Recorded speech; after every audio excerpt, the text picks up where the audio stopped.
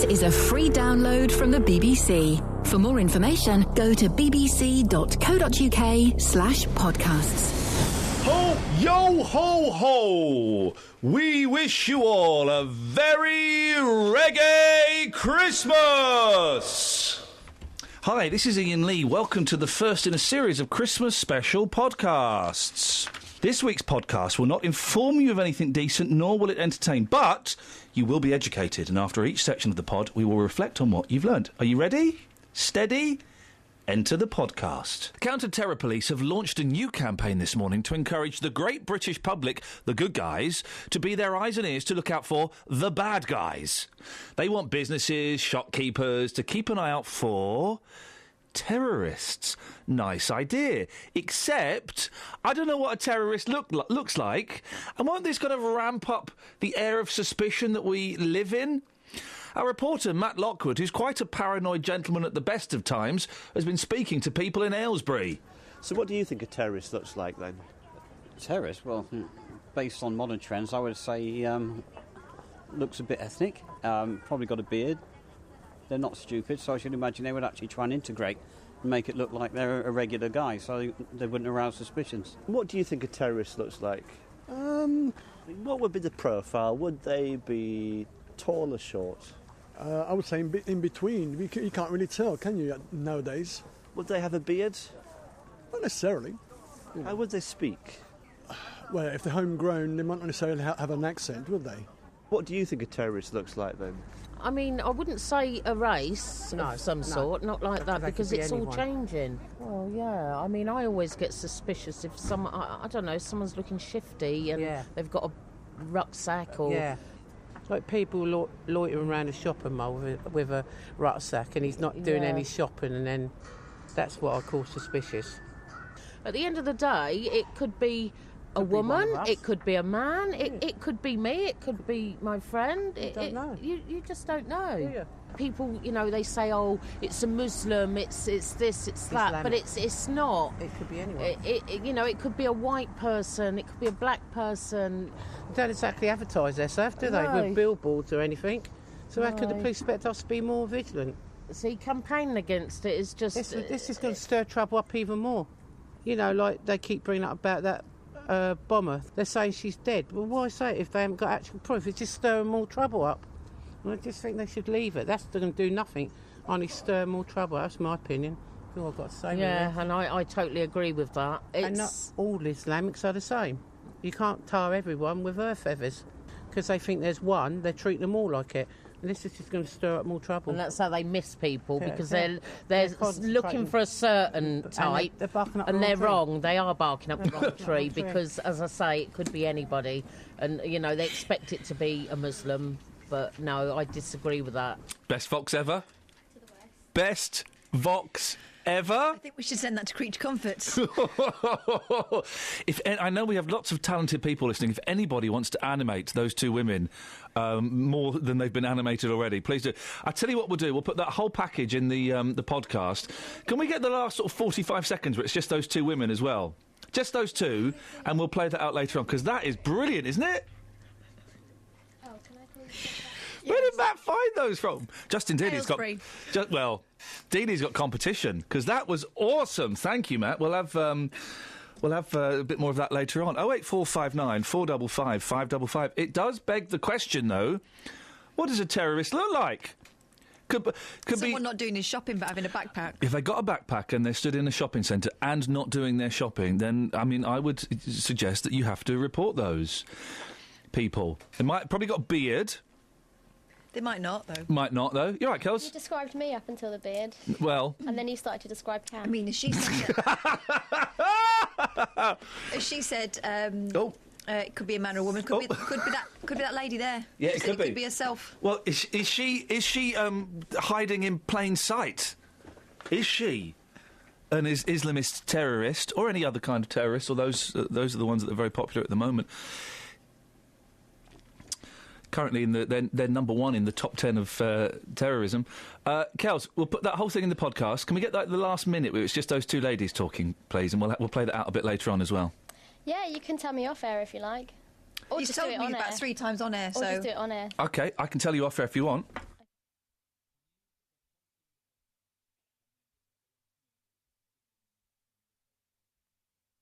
Just the two women? Yeah. Yeah, no problem. 45 seconds. So let's reflect on that one. What do terrorists look like? According to that, they probably have a beard and they're not stupid. Line 1 called in and expressed his thoughts. Terrorists are ginger with a beard. Now on to your next life lesson. In this piece of audio, you'll learn what time Dave in Luton went outside and the useful things you can do with urine.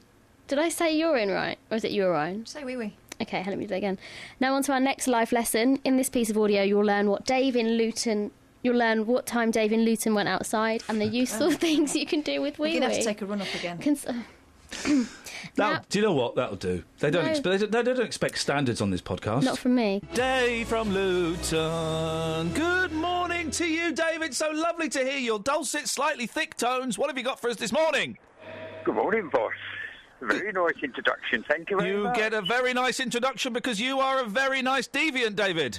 Oh, thank you very much. You're very, very welcome. Cool, you're bright and sparky. Bright and sparky. I'm full of spunk, David. Oh, really? Yes, you see, I've had a fantastic weekend, and I've come back to work full of the joys of life. Right, do me a favour. Yes, David, anything you want. Anything, I don't know if you can do it, but this morning at 5:30, I got up and I come outside in the back garden. What, for a wee-wee?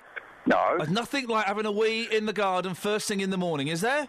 Well, I don't know. I've never tried it. I weed. For those people, no, hang on, David. For those people struggling with frosty windscreens this morning, forget your de-icer spray. Forget your scrapers. Yes, you know this. I know. Catherine taught me this trick.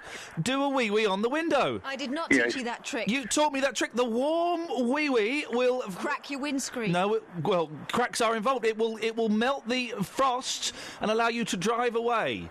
Yes, Yeah, you will have a stinky car. Oh, yes, Explains a but... lot.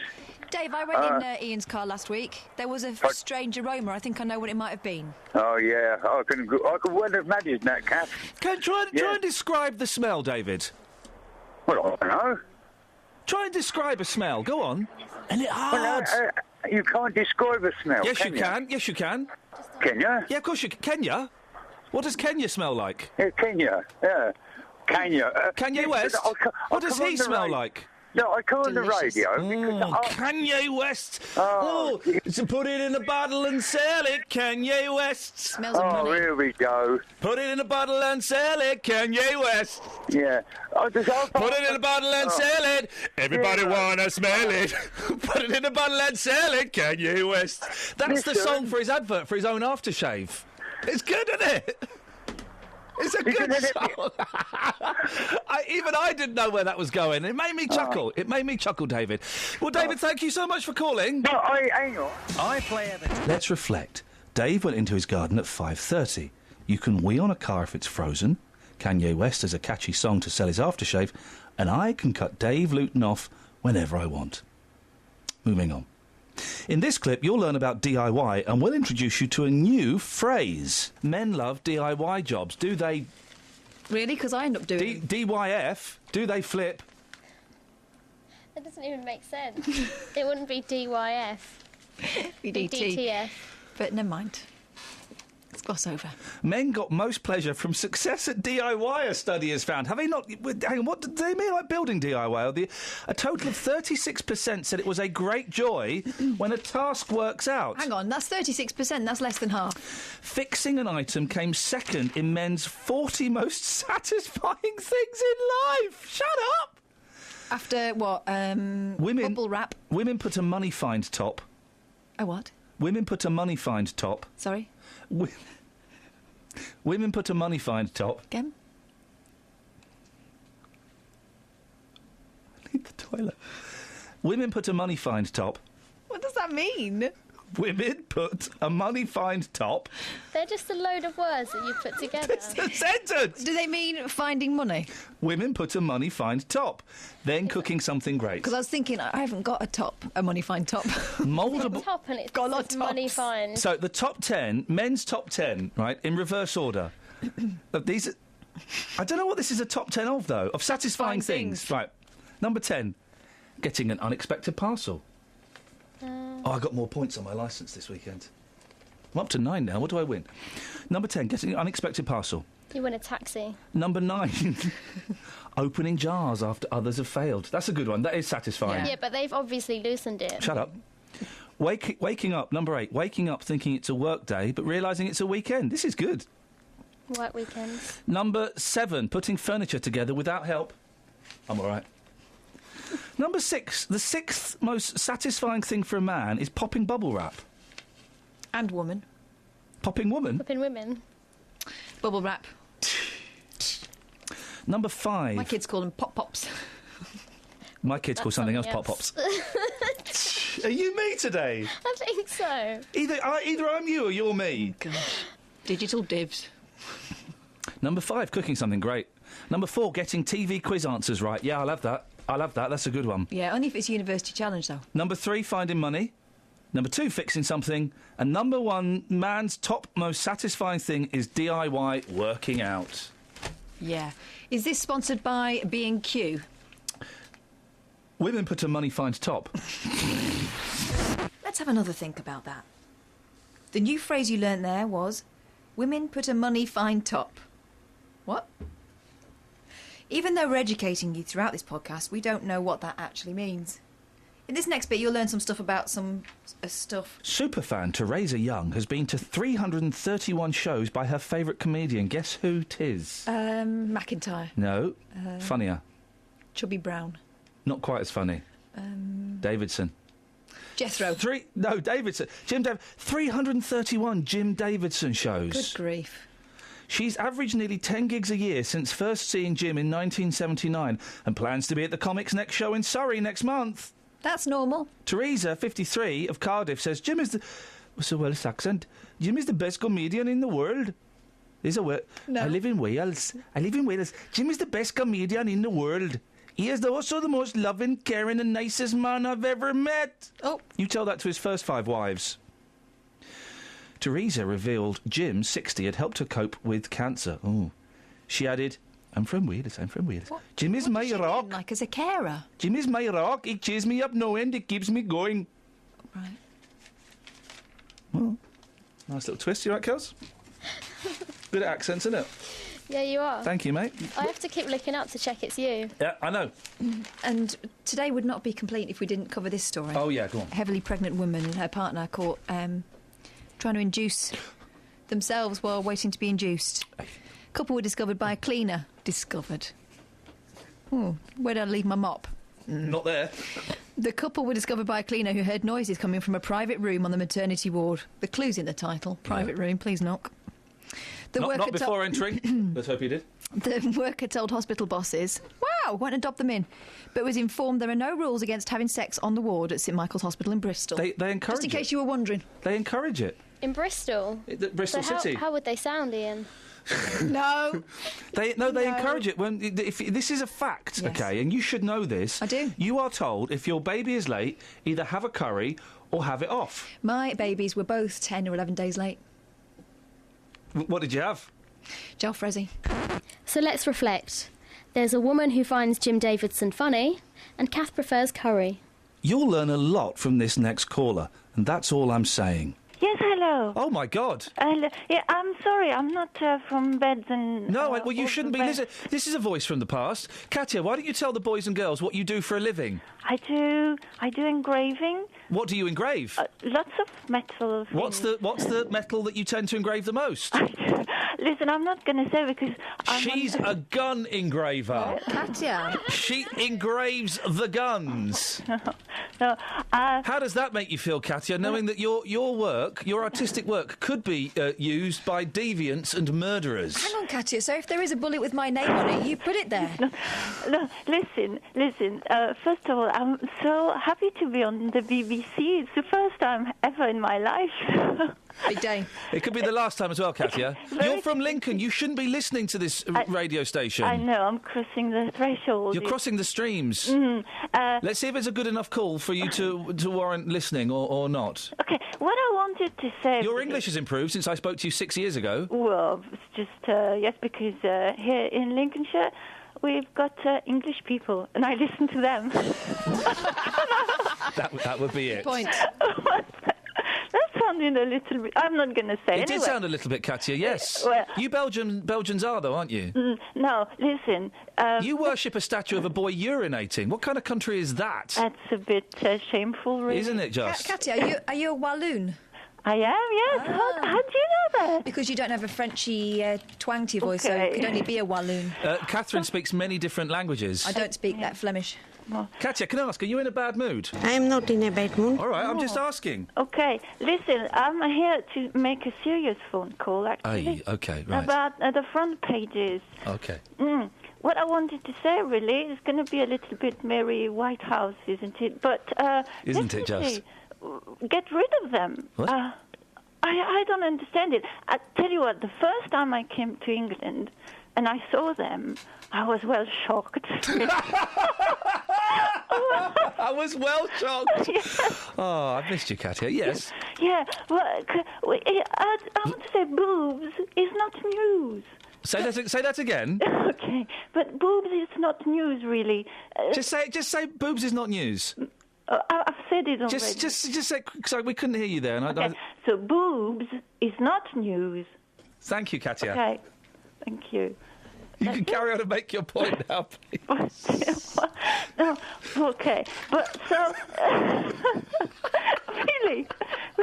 really, it's not serious. When you come from another country and you see that, you're like, yes. Oh, are they taking the Mickey or something? You know, put that away, or on a specialised kind of magazine. Yes, I'm all for that.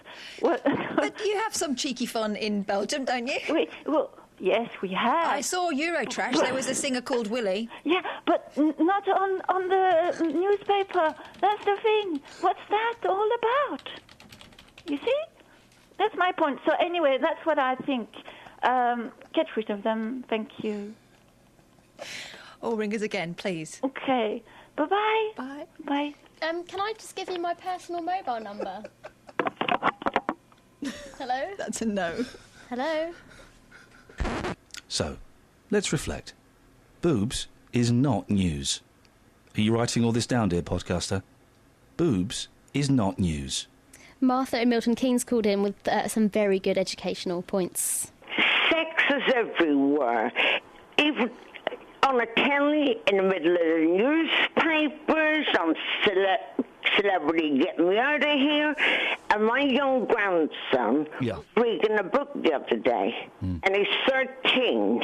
Yeah. And my daughter's had the schools told her to teach him about sex. And he sent her she gets questions like the other day, Ma'am, what's a blowjob? And then what do two men do? Okay. And he's 13 years old. He can't even put the telly on. He can't even put the telly on! Listen! Martha, right, listen, I just have to, because you said a phrase there that we're not really allowed to say on the breakfast radio. This is the second apology in a day. But this is freedom of speech. I'm only telling you what. No, I know, but we can't say that you said a two-word phrase that we. So apologies if anyone's offended, and I hope it's not caused awkward conversations. But the 13-year-old grandson can't even turn on the telly. Well, if he knows how to do that, he won't need to turn the telly on, will he? He doesn't know how to do. That's the thing. Right. It's disgusting no matter where you look, what. Even then, get me out of here. What? Standing on that shower, half naked. Yeah. You frightened your child's going to see it. But people shower naked, don't they? Yeah, but not in front of millions on a screen. A child could be sitting watching that. Well, it's on quite late, Celebrity, isn't it? Sorry? Isn't Celebrity on quite late? I don't watch it myself. No, it's on several times. Yeah, are all those times quite late? No. What time is it on? Well, it's on about 3 times in the evening. And what time? I'm not really sure, but I watch it now and again. They asked me to do that. Can you believe it? You'd like to see me shower naked, wouldn't you, Martha? God. Is that a yes? No, thank you very much. I've seen that and done that, so I'm not interested. Oh, you're not Martha in Milton Keynes, are you? Yes. Oh, I'm so sorry. I didn't make the connection. Nice to hear from you again. Why didn't you call me? Oh, God, there's no talking to you, is there? You're always right. And then I listened to you a while ago, and you were ranting at that lady. It's Not my fault. Which lady? Oh, the one that made the call before me. That was Catherine, I think. I think so, yeah. Would you rather talk to Catherine? Would that calm things down if you spoke to Catherine? No, I wanted to speak to you. It's got nothing to do with Catherine. Keep out of this, Catherine. Nothing to do with you. Okay, I don't know why I'm being brought into this. So I'm sorry about Catherine, Martha. She's bang out of order, isn't she? Oh, I'd love to give you a slap.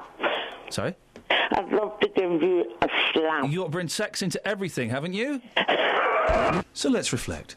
Sex is everywhere, even in books. Your next lesson in this podcast is don't use stupid comparisons because Ian will pwn you, Brian. Brian Gregory is Director of the Alliance of British Drivers. Morning, Brian. Good morning, Ian. 124 miles per hour on a dual carriageway. Can that ever be acceptable? Well, it's difficult to know the circumstances, but it sounds as if this road is quite empty at times. Now, I accept we haven't set a 70 mile an hour speed limit, but it is not abided by. It's well known that it's too low. The 85th percentile is above, and significantly above 70 miles an hour. I'm not necessarily going to condone what this guy is doing, but what I would say is there's large stretches of road in Germany with a similar configuration to dual carriageways in Berkhamsted, where you can do whatever speed you like legally. But that's Germany. That's not here, though, is it? Are you saying that 124 miles per hour is acceptable? It's certainly against the law. But I think the key point that the guy made before was he said, doing 124 miles an hour, if you make a mistake, you're dead. So we're going to fine and we're going to imprison people based on what they might have done rather than what they have done. Well, no, what he has done is he's broken the law. He has broken the law. But the thing here, to me, about penalties on motorists is they're disproportionate in relation to other offences.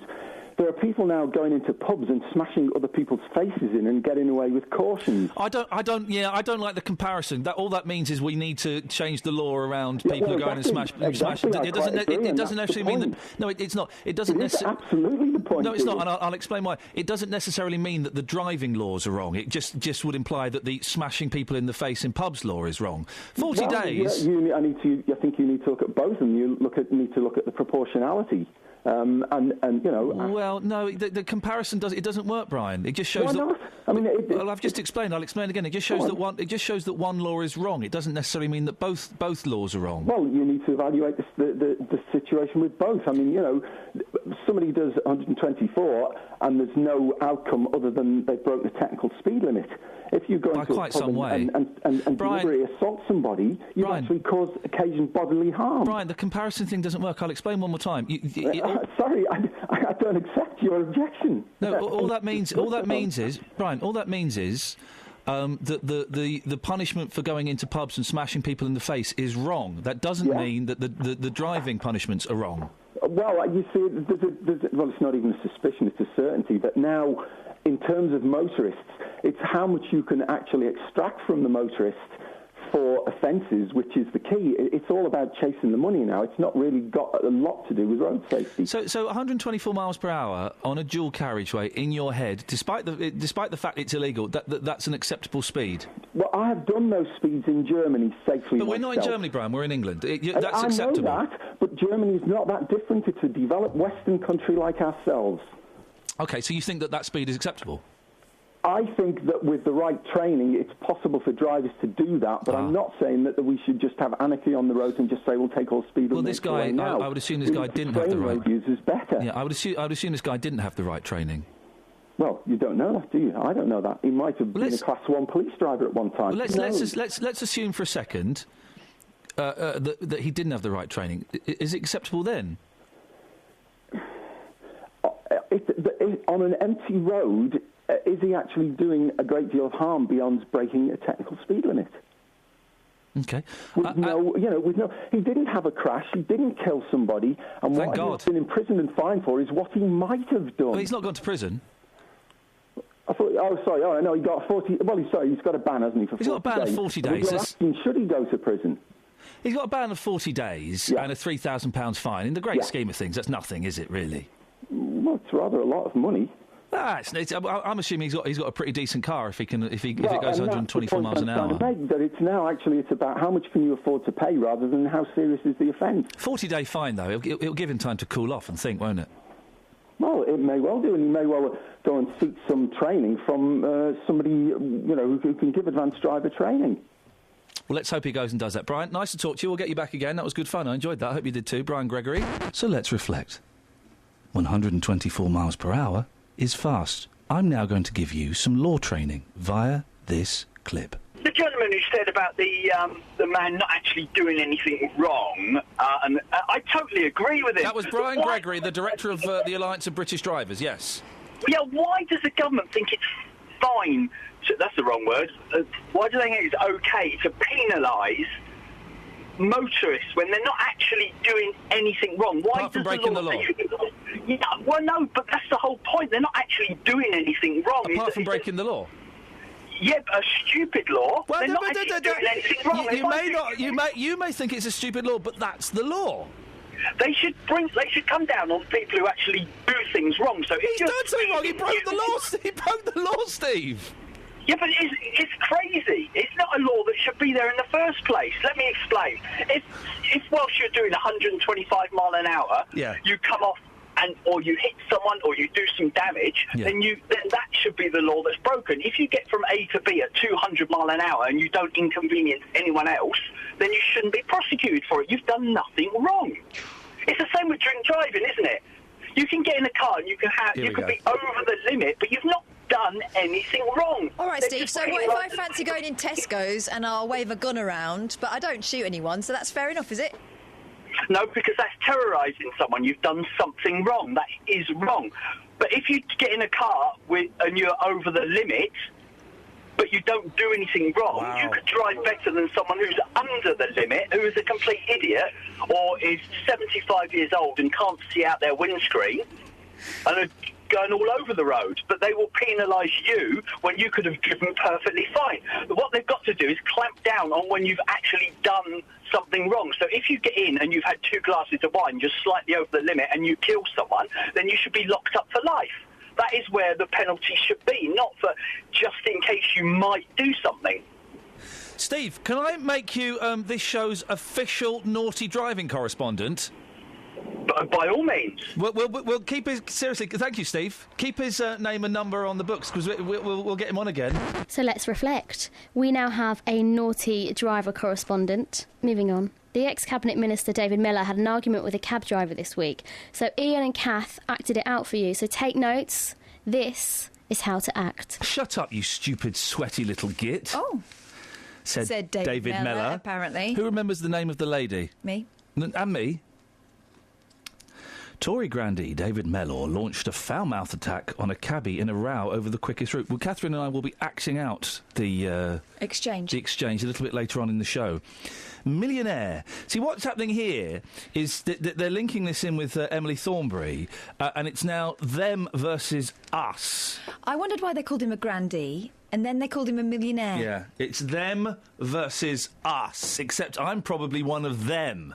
I think you might be one of them as well. You're certainly not us. Millionaire ex-Cabinet Minister Mellor, 65, told him to shut up before branding him a little sweaty, stupid and a smart-ass little git. The black cab driver gave The Sun a recording of the F-word rant after Labour's Emily Thornberry was forced to quit for sneering at a white van. Oh, hang on. Where did that come from? I don't see how that sentence works. But did they give them the entire recording? No. What did they give them, Ian? Half. Well, maybe it was the entire recording, but it's only half of the conversation. We don't know what the... It starts off with the... Who do you want to be, the cabbie or Mellor? I'll be the cabbie. He's the goodie, right? There are no goodies in this. Come round here. Come and sit on my lap. No, I'm not sitting on that. Come and sit here. Hang on. All right. Hang on. Oh, you don't need headphones, mate. I like to be able to hear myself. It's not the Archers. It can be. Should we do it like the Archers? I do hope that... Yeah, go on. I'll be an out-of-breath man. We've all got to be out of breath. Right. I don't have to get talked to like that. I'm presuming I've got to talk a bit like... Yeah, well, why don't you read the script? I know who I'm talking to. You're David Mellor, so what? I don't want a load of back chat. Just drive me there, and don't think even with the limited supervision that you guys have there, I can't take a lot of fuss from you. Don't you talk to me like this. I'm a Queen's Counsel for all these years, and don't ruin our day. Just drive a sensible way. I don't want to know how much you know about London, because you don't know as much about London as I do. Take me the way I want to go, OK? Because that's part of what you're supposed to do. I don't have to get talked to like that. I'd think carefully if I were you. You don't intimidate me. I'm not trying to intimidate you. You are. I'm just sick of having to be in the same cab as you. Listen, you got in here and then you start telling me which way to go, and I said, look, it's Friday night, it's Exposition. 10 to 6. You may have lived in London 40 years or however long, but I've been driving a cab for 10 years. You've been driving a cab for 10 years. I've been in the cabinet. I'm an award-winning broadcaster. I'm a Queen's Counsel. You think that your experiences are anything compared to mine? Just shut up, for Christ's sakes. Drive whichever way you want to go and keep a civil tongue in your head, and don't give me a lot of bleep. You want to calm down. Of course you could apologise. I don't suppose a guy like you does apologise, do you? Because you think you're a big bleep. Having driven a cab for 10 years, you don't need to worry about someone who's been in the cabinet, who's an award-winning broadcaster, who's a Queen's Counsel. Treat me like bleep. Ruin my wife's day. She's been to the palace and been awarded a major award. You bleep up our day. Does that give you pleasure? To be honest with you, Mr. Mellor... I don't want to hear about you being honest, and if you think you're going to be sarky with me, get a better education. So, if you're not going to say you're sorry, shut the bleep up, and you, cab number... listen to Ken and I tomorrow. You're going to get a bleeping bucketful. I have so many cabbies. I didn't swear then, did I? No. I have so many cabbies. When I get in the cab, they listen to my show and are proud to do so. I'm going to tell them what you've done. Uber is going to be my thing now. To be honest... I don't want to hear from you. Shut the bleep up! If you've had a bad experience, I'll apologise, but to be honest, I think... I don't want to hear this. Do you understand? Shut up. You either say you're really sorry, you're a little guy who will learn when you grow older, or you shut the bleep up. And don't ruin my day anymore. Your choice. But tomorrow, cab number, you're getting it on LBC before...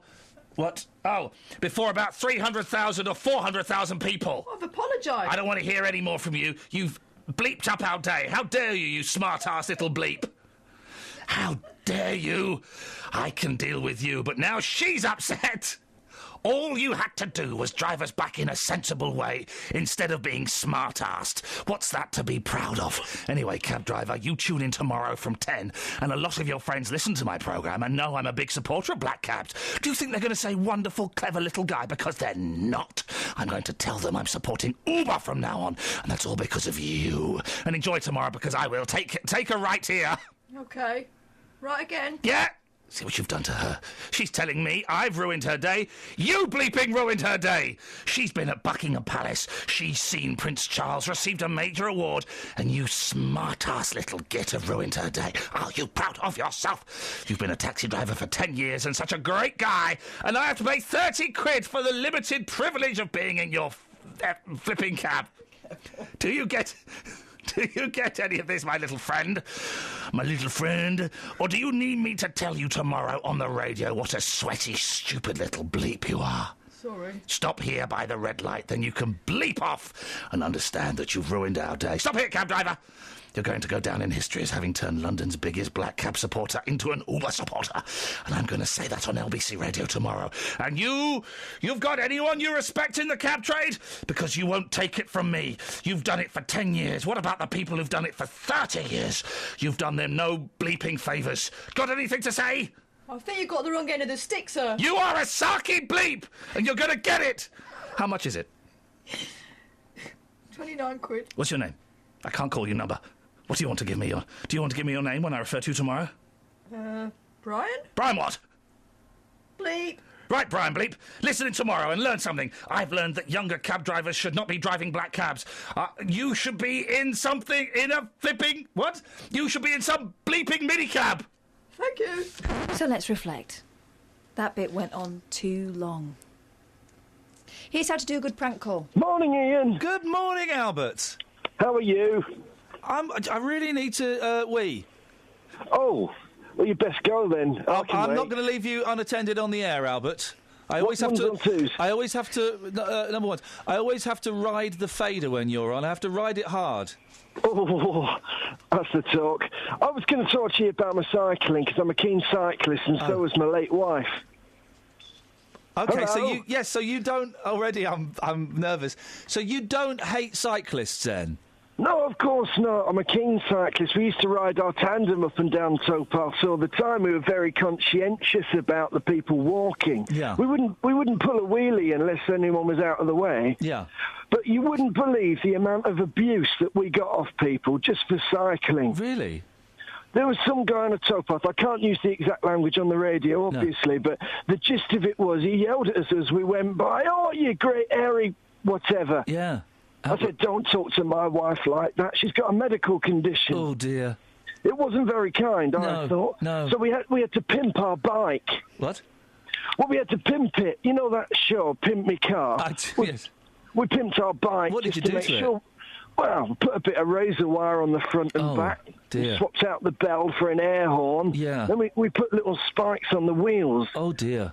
It was a bit like James Bond's Aston Martin, but in tandem form. Can I ask, Albert, if it's not too inappropriate a question, how did you lose your wife?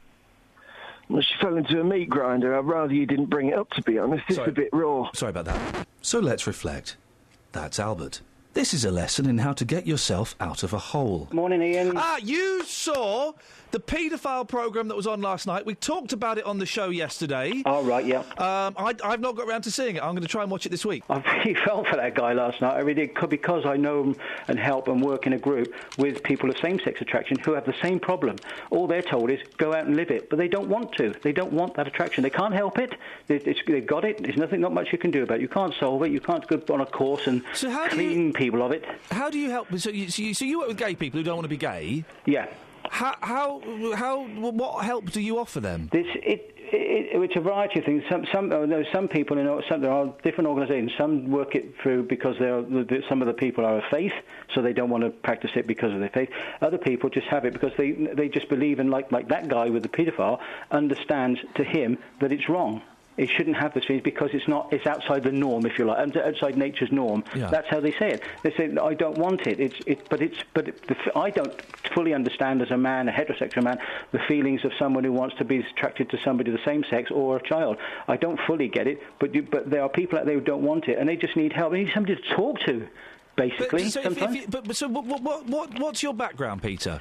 My background is nothing. I help with this organisation. I don't want to say who they are because I'm not a spokesman for them. Well, how does it? So you're just a bloke, heterosexual bloke. What practical help do you offer a gay person who doesn't want to be gay because it's not, to quote you, normal? Yeah. Well, there is a member of my family who is, so that's how we got involved with it. So we did it with help for ourselves, my wife and myself. But mainly for them, it's having if they want to go and practice their attraction, they need somebody who they can just phone up and talk to or meet, and we meet once a month anyway as a group. I'm sorry to pressure you, but what help do you offer them? I come to you. I'm a gay man, right? But I don't want to be gay. What are you going to do for me, Peter? For me personally, obviously, because I don't have that attraction, but I can put people in touch with other people who have that same attraction, who then they can. So hang on, you're putting gay people who don't want to be gay in touch with other gay people? No, with other people. It sounds like fun. With other people who have same-sex attraction who don't want it, so therefore they can meet together and find out ways of dealing with it, basically. Well, what ways are there of dealing with it? This is what I'm trying to get to. There are many. Some do it through, as I said, through faith, and others. Because they can't be turned straight, can they? No. That's what I said at the beginning. I said you can't. It's not something you can just get rid of. You can go on a course and as you say, turn straight. So what do you do? They will always have these feelings all their life. If they've got other people to talk to and try to understand how to not to then obviously there are people who deal with it in many different ways and how not. So the ultimate goal is to still remain gay but not be sexual. Well, they don't. Yeah, they don't remain gay. They have an attraction, and there's nothing you can do about it. You can't take it away. So they're still gay. They're still gay at the end of the process. Yes, but you have helped them stop having it. But they believe even within themselves that they from their feeling that it's they've got it, but there's nothing they can do about it. But they don't like it because they believe it's not natural. Right. Do you believe it's natural? Just by the same order. That's why I wanted to talk about the paedophile guy. Oh. He feels the same way. He has this attraction to children. We can't understand it fully. There's nowhere for him to go. Do you think that being gay is normal? Do I think that having same-sex attraction is normal? Personally, no, I don't. Where did that come from? Why do you think that? Is that a religious? It's both. I wasn't anything of faith until I was about late 30s. So my attitude to homosexuality. Could you be described as a born-again Christian? Well, if that's the term you want to use, yeah. Well, I don't know. I'm just trying to find out. That's what people would say. But I can tell you, before that, when I was in the forces in the 70s and 80s, my attitude to homosexuals was put them against the wall and shoot them. That was my attitude then. My attitude is completely different now. Well, in some ways it's different in that you don't want to shoot them, and that's, I guess, is going to be a bonus. But But there are Ian, there are people out there. I'm not trying to convert anybody or change anybody. They've got this attraction; they can't do anything about it. Same as the paedophile guy. I'm slightly uncomfortable with the, and I know why you're saying this. Okay, I can hear. I know what you want to say. You don't think that same-sex attraction of no, that's not what I want to say. I'm trying to dig you out of a hole because you're mentioning paedophiles and gays in the same sentence. I know why you're doing it, but there will be people listening who can't quite join the dots as we are joining the dots. Peter. The reason I want to join that, I knew you'd say that because you're trying to say, well, you can't put them in the same bracket. No, Peter, I'm trying to dig you out of a hole because I can hear what you're saying. You are not saying that gay men are more likely to be paedophiles, are you? Oh, no. Exactly. No, so let's... No, those two don't necessarily go. They might go together, but not necessarily. But as that Ian guy said, he has the feelings for women, quite, as you say, normal. Peter. But he also has... We've only got a minute left, okay? Right. And I've dug you out of a hole. Don't I'm not dug in a hole at all. No, you have, because there'll be some people listening who won't quite have heard what you said. So I've dug you out of a hole. Don't fall in anymore. Wouldn't it be better, instead of helping gay people to not be sexual, wouldn't it be better and more productive to help them realise that there's nothing wrong with being gay, that they don't have to live in shame, they don't have to deny who they are, and that being gay is a perfectly wonderful, beautiful, natural thing that happens throughout the whole animal kingdom, throughout all humankind, and that they shouldn't be ashamed of what they are. But that's not the case for them. They don't believe that. Shouldn't we be helping them believe that? No, I don't help them believe that. I know you don't. Shouldn't we be helping them believe that? Not from their point of view, but they say that themselves. They don't believe that. I'm going to try again. Shouldn't we be helping them believe that? Not necessarily, no. Why? Because if you try and force that upon them if they don't want it, then you're not helping them, are you? No, you're not listening. I've got 15 seconds. I'm not saying should we force them to go around having it away with each other. Shouldn't we help them believe... through education, that being gay is not a shameful thing. It's a very natural thing. No, we shouldn't. So let's reflect. I was right. Here, you'll learn how to boggle someone's mind. Animal rights activists, always sticking their noses in where it's not wanted. Sometimes where it's wanted, but it's not wanted here. Where are they sticking it? Switzerland. Animal rights activists are urging Swiss families to ditch a popular Christmas dish. Get this, Just. You'd like this. Go on. Roast cat in a wine and garlic sauce. What? Beautiful. Just? Are you serious about this? What do you mean? That's what they eat. Animal rights activists, the headline is a la cat menu, very clever. Mm-hmm. Animal rights activists are urging Swiss families to ditch a popular Christmas dish, roast cat in a wine and garlic sauce. Is it really cat, though? Is it really cat? Well, you think they might be stealing local sheep and using those instead? There can't be anybody on this planet who eats pussycats. I don't get it. Hot dogs, yeah, obviously. Steady. Not a real dog.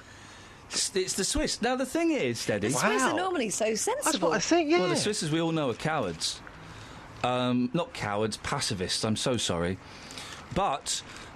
what the thing is, I don't understand. What's your beef with eating cat? Oh, don't even go there. Well, wow, we've actually hit a raw nerve. We've touched a nerve. Yeah, I like pussycats. I've always liked them, and I think anybody who eats them, especially at Christmas, that is just sick. Especially at Christmas. They don't know it's Christmas. Come on, it's sick. But if there was one, if you ate it in the summer, you'd kind of. No. Listen, I don't agree with it at any time, but especially at Christmas, that makes it worse. That shocked me as well. But do you not like sheep? Lambs are so cute, aren't they? Yeah, but they're not pets, are they? For some people they are. Not for me. So supposing it was a feral cat. Yeah. Do you know what that means? Yeah. What does it mean? Wildcat. Supposing it was a wildcat. Mm-hmm. Would you eat a wildcat? No. Why? Because that's not a pet. That's why. Wild. Because I like pussycats. That's why. What if the cat came up to you and said, Dealey, I don't think you're looking good today. Yeah. I think your hair's a bit of a mess. Yep. And it's not arrogant cat. Arrogant cat. It was just really arrogant. Arrogant cat. But that's what I like about cats, actually, that they are quite arrogant. Yeah. They are the boss. But that's the reason you don't like dolphins. No, my love for dolphins has now come back. I had an experience about 6 months ago. With a blowhole? Yeah. Yes, and my love for dolphins is back. But I can't believe that people now, in the year 2000... What about a meerkat? You think they're arrogant since the adverts? Would you eat a meerkat for Christmas? There was another animal you called arrogant the other day. What was that you turned against? Pigeons? Pigeons. They are arrogant, come on. They ignore the signs all the time, and they just cause chaos. OK. So... I can't believe the pigeons ignore the no chaos sign. It's crazy. You were asking me this morning how to blow up a pigeon. No. I was asking you for research purposes. There's a difference there. Some people do that. Those people are sick individuals. The sort of individuals that probably eat pussycat for Christmas. The thing is, right, if I... OK, you are on a desert island, OK? There's nothing there. It's literally just one of those little mounds of sand and a palm tree. But you can't eat the palm tree, it's toxic. And you can't eat the fish that are in the sea because that sea is poisonous. There's been a nuclear war. Yeah. The only thing on that desert little mound of sand with you is a cat. Would you kill the cat and eat it? What I would do in that situation, I would have to eat to stay alive. That's different, but I couldn't kill the cat myself. Who's going to kill the cat for you? I would find somebody else. There's no one on the island. It's on a mound of sand. You're going to wait for the cat to die of natural causes?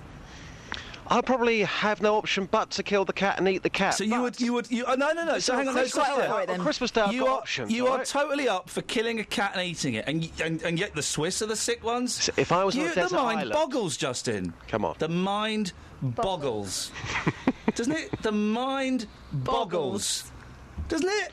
Seriously, the mind boggles. Seriously, Justin. Okay. Talk to you, and the mind boggles. Quite finished? No, one more. The mind boggles. Good point, well made. Should we talk about that squirrel story? Yeah, go on. I haven't got it. You've got it in there. I haven't got it. There's a school in... Town in Gridflock to... Gridflock? No. Town in Gridflock to rescue a pigeon? No, you know the story, don't you, Justin? It's in Watford, yes. School in Watford. The children were told that they had to get back in the classrooms. No one go outside. Why? There's a wild animal out there. What wild animal? A lion, a leopard, maybe a cat? They know it's a squirrel because you said the squirrel story. And apparently it's a slasher. It scratched a teacher. Whoa! So now the caretaker's being extra vigilant and the children aren't allowed to freedom to roam. This is a squirrel we're talking about here, guys. A squirrel. A terrifying squirrel on the loose in Hertfordshire. So what am I taking to the streets? The squirrel? Yeah, sure, why not? When animals attack. And also, you can also, for later on, would you ever eat a cat? Well, I know what people are going to say to that. No, you don't, mate. You know what you would like people to say to that? You can give them the scenario we gave you. I won't give them that. I'll ask them, would you eat a pussycat for people Christmas think Day? they wouldn't, but they definitely would. No, don't, because you're now waiting the question. Would you eat a cat on Christmas Day? Come on, Justin. That's the story, though, isn't it? Yeah, no. So we're changing the story, are we? Yeah, we are with the BBC. We're allowed to do that. Okay. I'll change the story. Do you know what? Do you know what happens to my mind when I speak to you? It boggles. It boggles. So let's reflect. The mind, it boggles. Here's a lesson in ragga music. Lelsey's in Luton. Morning, Lelsey. Leslie. I'm Ian. Nice to meet you, Lelsey. Nice to meet you too, Ian. Wagwan. Wagwan, Lelsey. Leslie, I'm so sorry. It was written incorrectly on the screen. You're on Fizzler 1. Lelsey. What have you got for us, Les? Les! No, instead of that geezer that phoned up earlier. The geezer? Yeah, he was 100% right about the music you are playing. Geezer? Sorry? Yeah. The what? The geezer? The geezer, yeah. Geezer? Yeah. Uh-huh. Paul phoned up to say that we shouldn't be playing music. That we're not allowed. We're not allowed to play music. No, you can play music as long as you play the right music. He said we're not allowed to play music. Did he know? Yes. Oh. But you think we can play music? Of course, as long as you're playing my type of music. What kind of music do you like? Well, reggae. Reggae music? Yeah. Why do you like reggae music? Oh, Christ, it's in my jeans, not the one I'm wearing. Hey! He did a Jean joke. The Genie, she loves Leslie. Would you like a little bit of ragga? Are you ragamuffin style? I'm on a ragga tip at the moment. I'm feeling ragamuffin styley. Well, put one on. Okay, here we go. It will wake the Jamaican community up. Let's wake the lazy Jamaican community up, shall we? When I say lazy, I'm not. It's for goodness sakes. Shall I sing your Ian? Shall I sing your song? Oh, sweet mama, yes. Okay. Tell me when to go. Ready? Hello? I'm just getting the atmosphere. I'm getting the vibe ready. Uh-huh. Ready? Ready? Oh, go on. Ready? This is how orchestras start music. Oh. Ready? Uh-huh. Ready? Steady? Go. Don't play your rock and roll to me. That ain't the way it's meant to be. I'm not so blind, but I can see.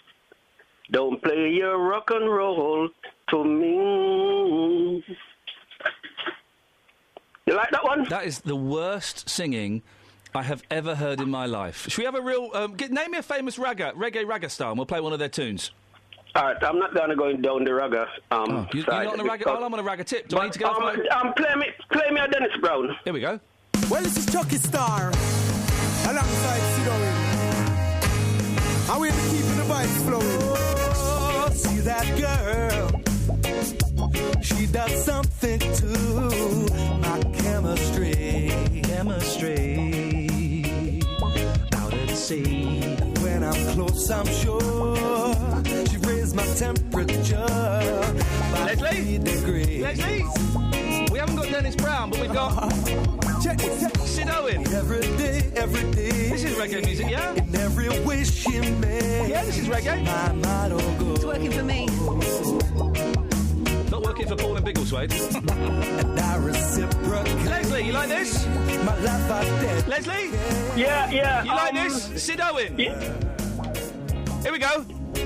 We got a good thing going. A real good Sid Owen. Yeah, that girl and me. You like it, Les? Yep. Yeah, you like this kind of reggae?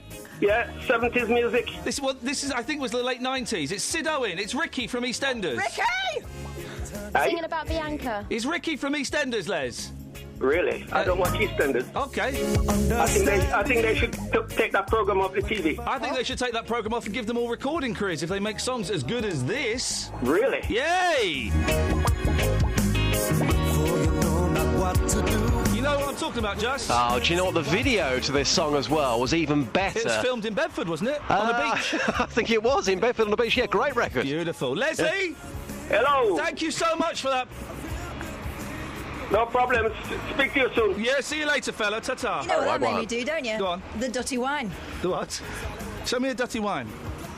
That is dirty. I'm boogling. Boogling? I'm boogling. What does that mean? It's that, isn't it? Oh, wow. You're bump and grinding. Yeah. Oh, here we go. So let's reflect. Sid Owen happened. Now a lesson in the dangers of cat flaps. Morning, how you doing? Yeah, I'm all right, thanks, boss. What have you put someone in, or what have you been put in? Well, I was about two and a half, and my brother's about 2.5 years older than me. And when I was born, he got ridiculously jealous, probably because I was more attractive and all that sort of stuff. Gosh. And so he was he an ugly boy? He was and still is. He's an ugly man now. Are you still good looking, or have you? Well, I don't like to blow my own trumpet, but yeah. So yeah, we used to live in a little cottage by the seaside with my mum, and he one day just decided to pull me out of the living room and try and shove me through a cat flap. And yeah, he laughed as well. And I was quite a heavy set kid. Good looking, but lardy. Bonnie. Yeah. Bonnie baby. Yeah, I enjoyed my porridge. Yeah. So I got stuck. He managed to get my head and my right arm through. So I was doing some sort of Superman pose, but he got the left shoulder stuck, and then instead of trying to kind of pull me out by my legs or pull me out with my hand, he then just repeatedly kind of kicked me. He kicked him. And just kept giving me kind of this shove with the bottom of his shoe through the door. And then when I obviously started crying, And so my mum came running, only to see me, and from all accounts burst out laughing. And then went and got the camera, then came back with a camera. And it wasn't like, this was like, I mean, I'm 26 now, so what was that, 24 years ago? Yeah. So it wasn't like it was a quick point and shoot thing. It was like... She had to set it all up, get the light right and Just take it everything. to the chemist after. Yeah. Cloth over the head, all that sort of stuff. And it was horrendous, absolutely horrendous. And, yeah. But it's not affected you, has it, Robbie? No, not at all. I mean, I just avoid cat flaps. So let's reflect. No matter what danger your children get into, be ready to take a picture. I feel we've educated you enough during this podcast, so from now on, we'll just entertain. Turns out we don't know how to entertain, but the eagle-eared amongst you would have heard my stomach rumbling. So here's some stuff that won't entertain you. Morning, folks. All together now. We wish you a reggae Christmas. We wish you a reggae Christmas. We wish you a reggae Christmas and a reggae New Year. Morning, Peter. Good morning. Good morning, and would you like to join us in wishing everybody a reggae Christmas? Absolutely. Would you like to sing the song, Peter? No, not particularly. Oh. My voice is not as well as good as it used to be. Well, now, listen, now we know that you've lived after you slept, I think you said, with 15 page 3 girls yesterday. Would you... I think people would love to hear you singing Reggae Christmas. So shall I tee it up? You ready, Peter? No, I can't sing that. Peter, here we go. Just Peter on his own. Oh, no, gosh, that's not it. Hang on a second. Just Peter on his own, guys. Over to you, Pete. I wish you a Merry Christmas. I wish you a Merry Christmas. I wish you a Merry Christmas and a Happy New Year. No, it's a reggae Christmas. Yeah, well, I did it the English way of doing reggae. Okay, just try it now. We wish you a reggae Christmas. No, I can't do that. Go on, Peter, just practice it. Just practice. No. I really can't do that. Here we go. Just Peter on his own. Morning, folks. Here we go. We wish you a reggae Christmas, Pete. Here we go. We wish you a reggae Christmas. We wish you a reggae Christmas. We wish you a reggae Christmas and a Happy New Year. So close. It's a reggae Christmas and a reggae New Year. Wow, one more take. That was close enough. Not for me, it wasn't. One more take, Pete, and then we've got it. 1, 2, 3. We wish you a reggae Christmas. I wish you a Merry Christmas. Oh, it's a reggae Christmas. No, I don't want to do the reggae Christmas, Pete, please. I'm not going to do a reggae Christmas. I'm going to do a traditional Christmas. I tell you what, do us a favour. Do the reggae Christmas. Yeah. Where you go? I wish you a reggae Christmas. I wish you a reggae Christmas. I wish you a reggae Christmas and a Happy New Year. I'll buy that one, fella. Well done. You're a good sport. Here we go. What's your name, by the way? Rhonda. Nice to meet you, Rhonda. Wish you a reggae Christmas. We wish you a reggae Christmas. We wish you a reggae Christmas and a reggae New Year. Yes, Rhonda, that was beautiful. You're in the mood for Christmas, for a reggae Christmas now, aren't you? Yeah, I'm in the mood for reggae Christmas. Thank you very much. Thank you. Wagwan. Wagwan. George, after 3. 1, 2, 3. We wish you a reggae Christmas. We wish you a reggae Christmas. We wish you a reggae Christmas and a reggae New Year. Madam, what's your name? Norma. Norma. The reggae Christmas song. You've been listening to Ian today. Tell us your thoughts on the reggae song. I think it's brilliant. Every single day he's got to sing that. He's got to sing it. So when you heard it made you feel good? Yes, it did. It did. Fantastic. You know what's coming next, don't you?